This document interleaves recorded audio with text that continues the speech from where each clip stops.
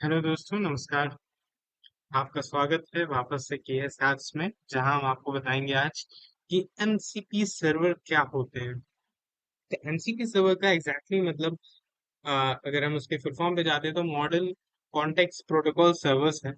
ये हम क्यों बनाते हैं एग्जैक्टली, हम पहले इसको जानेंगे और इससे हम क्या क्या कर सकते हैं। आजकल ये काफी चर्चे में है, हर कोई इसकी बात कर रहा है, तो हम भी क्यों ना इसकी बात करें। तो हम इसमें सबसे पहले हम जानते हैं कि मॉडर्न कॉन्टेक्स्ट प्रोटोकॉल सर्वर करते क्या है। ये एक स्टैंडर्डाइज सिस्टम है, एक स्टैंडर्ड प्रोटोकॉल सर्वर है, जो कि हमारे पास पहले नहीं था। क्योंकि हम एक स्टैंडर्ड प्रोटोकॉल लेके चल रहे हैं, तो वहां पे हम मॉडल कॉन्टेक्स्ट प्रोटोकॉल सर्वर्स को क्रिएट करते हैं। आप इसको यहाँ गिट में देख सकते हैं। The repository is a collection of reference implementation for the model context protocol MCP as well as a reference to community build servers and additional sources।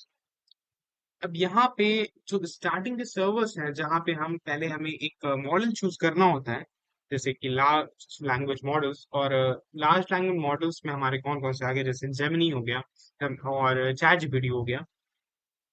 That are large language models. तो यहाँ exactly होता क्या है। Large language models आपको predictions करते हैं, आपके जो क्वेरी है, आपने जो क्वेश्चन पूछा है, उस पर प्रेडिक्शंस करते हैं।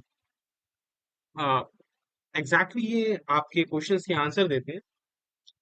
अगर सिंपल लैंग्वेज में इसे कहा जाए तो ये आपके लिए आंसर्स, बट एग्जैक्टली वो थोड़ा सा टेक्निकल लैंग्वेजेस में इसको प्रेडिक्शन कह सकते हैं।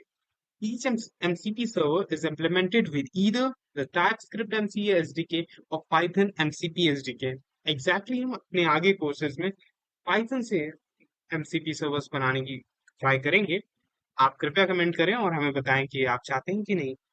हम आगे बढ़ते हैं, हमारे पास इसके लिए हम अभी आपको बताएंगे एमसीपी सर्वर वर्क कैसे करते हैं, इनका एल्गोरिदम क्या कैसे काम करता है।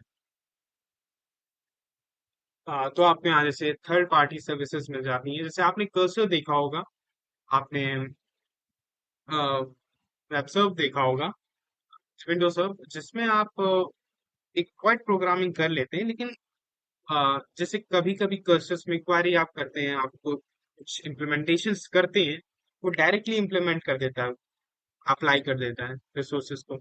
तो एग्जैक्टली ये वो कैसे कर पा रहा है, तो उसके पास एक अपने टूल्स को इनहांस और पावरफुल बना सका है वो। और वो ज्यादातर अपने टूल्स में एनहांसमेंट आते रहते हैं और नए नए टूल्स को अपग्रेड करते रहते हैं। तो ये डिपेंड करता है कि कौन सा बेस्ट हम तब डिफाइन कर सकते हैं कि उनके टूल्स पे कि वो क्या कितने ज्यादा पावरफुल है। जैसे हम विंडोज सर्व की बात करें तो कभी कभी विंडोज सर्व भी बढ़िया काम करते हैं। मैंने विंडोज सर्व ज्यादा यूज नहीं किया, मैंने कर्सर ज्यादा यूज किया।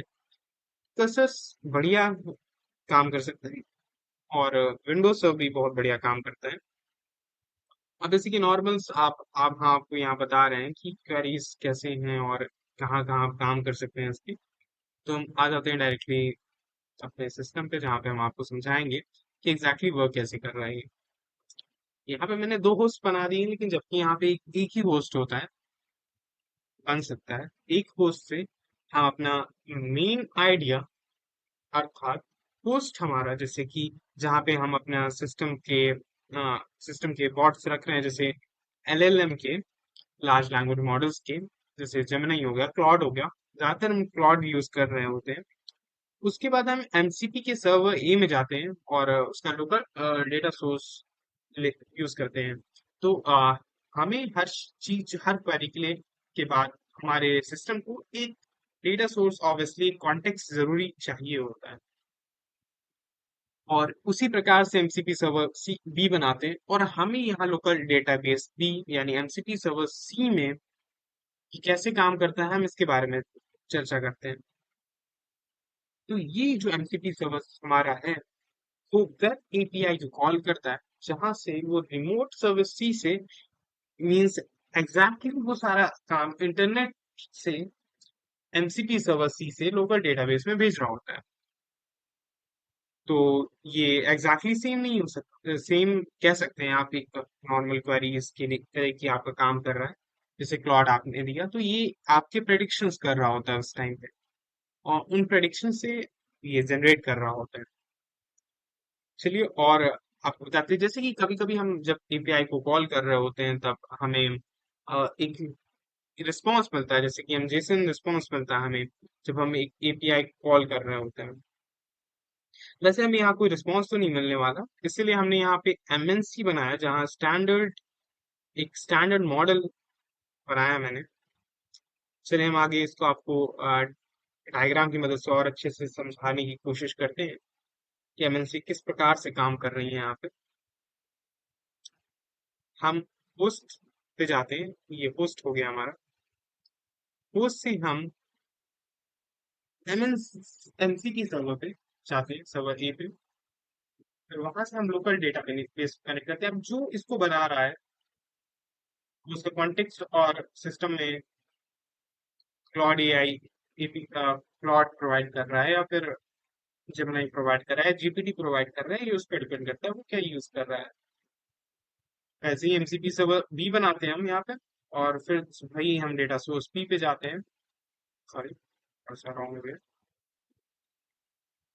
और उसके बाद हम, जैसा कि मैंने आपको बताया एमसीपी सर्वर सी के बारे में, कि ये रिमोट सर्वर सी में इंटरनेट से चीजें उठा रहा होता है, फिर ये वेब एपीआई को दे देता है, जहां से वो एमसीपी सर्वर सी में चला जाता है, जहां से हमारी सारी क्वारीज के प्रेडिक्शन हो रहे होते हैं और वो हमें शेयर कर देता है हमारे सिस्टम पे। तो एग्जैक्टली हम ये भी जानना चाहेंगे आपसे आज ही कि आप क्या हमसे एमसीपी सर्वर यानी